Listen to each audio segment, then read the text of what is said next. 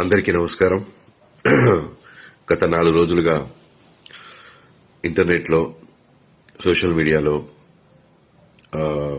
విపరీతంగా వైరల్ అవుతున్నటువంటి విషయం బాబు చంద్రహాస్ వాడిన బూతు పదాలు, దాని మీద విశ్లేషణలు, వారి వారి అభిప్రాయాలు, వాళ్ళు తిరిగి బూతులు తిట్టడాలు, ఇవన్నీ జరుగుతున్నాయి.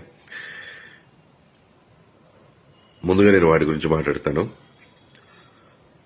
బూతులు మాట్లాడడం అనేది పబ్లిక్ గా నేనైనా, నా కొడుకైనా, ఎవరైనా సరే తప్పే. డెఫినెట్ గా దాన్ని ఎంకరేజ్ చేయను.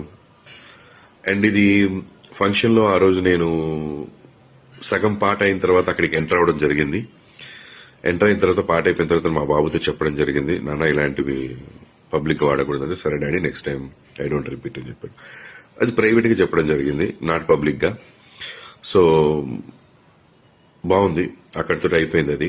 బట్ అది లైవ్ కాబట్టి లైవ్ కొన్ని ఛానల్స్ లో వెళ్ళిపోయింది. బట్ అప్పుడు లైవ్ చూస్తున్న వాళ్ళు తక్కువ మందే ఉన్నారు, ఒక 1000 పీపుల్ ఉండుంటారు మొత్తం చూసిన వాళ్ళు.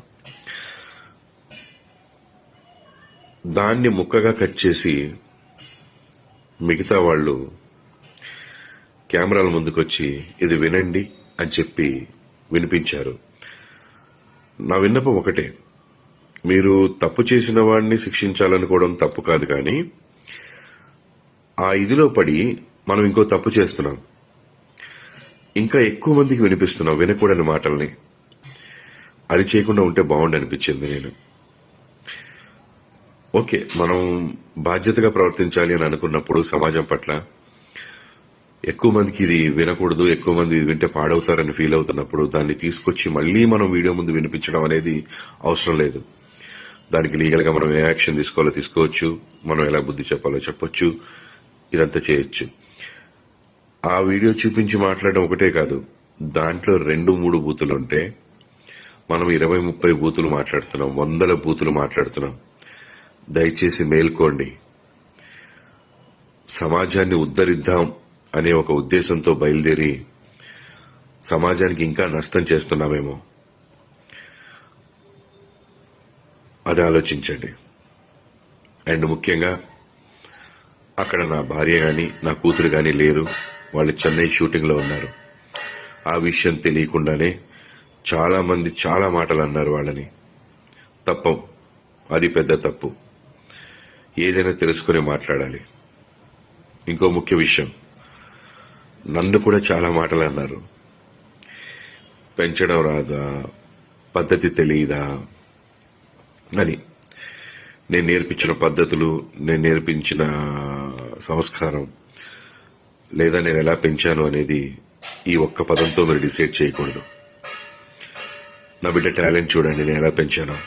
ఈ రోజున బరాబర్ ప్రేమిస్తా సినిమా చూసిన వాళ్ళు ప్రతి ఒక్కళ్ళు చెప్తున్నారు అద్భుతంగా చేశాడని, డాన్స్లు అద్భుతంగా చేశాడు, యాక్టింగ్ అద్భుతంగా చేశాడని.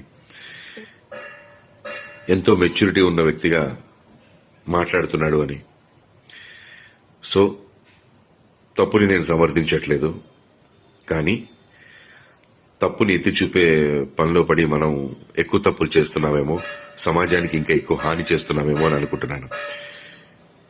నేను ఒకటే చెప్పదలుచుకున్నాను, మా అబ్బాయి ప్రవర్తన ద్వారా గాని, మాటల ద్వారా గాని ఎవరైనా ఇబ్బంది పడి ఉంటే వాళ్ళందరూ క్షమించమని అడుగుతున్నాను.